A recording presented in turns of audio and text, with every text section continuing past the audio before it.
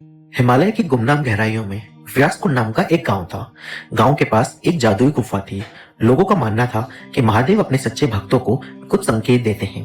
पहले 3 संकेत तो काफी लोगों ने सुने थे, लेकिन चौथा संकेत उसे देखने वाला कभी उस गुफा से लौटकर वापस नहीं आया।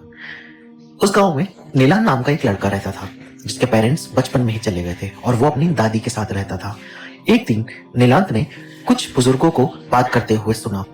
वे कह रहे थे कि उस गुफा से महादेव का नाद सुनाई देता है, लेकिन वहां जाना खतरे से खाली नहीं है, क्योंकि क्या सपना है और क्या हकीकत वहां जाकर कुछ समझ नहीं आता है। यह सुनकर नीलांत ने फैसला किया कि वो उस गुफा में जाकर चौथा संकेत जरूर लेकर आएगा। अगली ही रात जब सब सो रहे थे, नीलांत उस गुफा की ओर आगे बढ़ गया।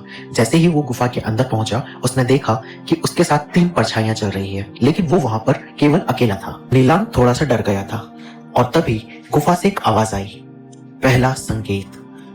लेकिन नीलांत ने ठान लिया था कि आज कुछ भी हो जाए वो आगे बढ़ेगा ही। जैसे ही वो आगे बढ़ा, अचानक हवा रुक गई।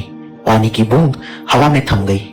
नीलांत चल रहा था पर आवाज नहीं आ रही थी, ना उसकी सांसों की आवाज, ना कोई और आवाज। तभी गुफा से आवाज आई, दूसरा संकेत। लेकिन नीलांत ने ठान लिया था कि वो फिर भी आगे बढ़ेगा। उसने देखा कि एक शिवलिंग है।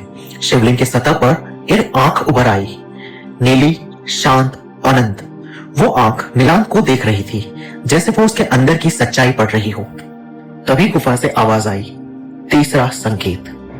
और उसके बाद जो हुआ वो नीलांत ने कभी नहीं सोचा था। शिवलिंग एक विशाल आंख बन गया, एक ऐसी आंख जिसमें पूरा ब्रह्मांड दिख रहा था।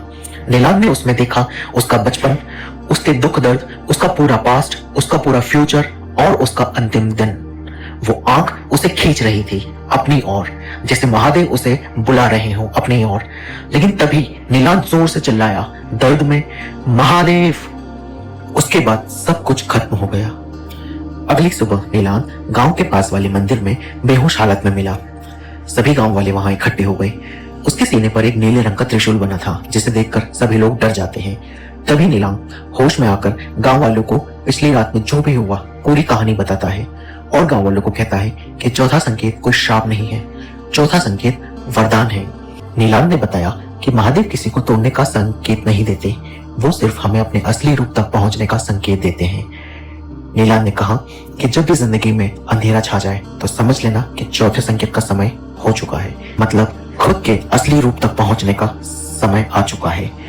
उस एक रात ने व्यासकुंड को बदल कर रख दिया। लोग समझ गए कि चौथा संकेत कोई श्राप नहीं था, वो एक आशीर्वाद था अपने जीवन की सच्चाई को पहचानने का। ये कहानी सिर्फ नीलांत की नहीं, हम सब की है। जब जिंदगी में अंधेरा आ जाए तो समझ लेना महादेव चौथा संकेत भेजने वाले हैं, जो आपको तोड़ने के लिए नहीं, पूरा करने के लिए है। अगर कहानी पसंद आई हो तो लाइक, शेयर और सब्सक्राइब जरूर कीजिए। हर हर महादेव।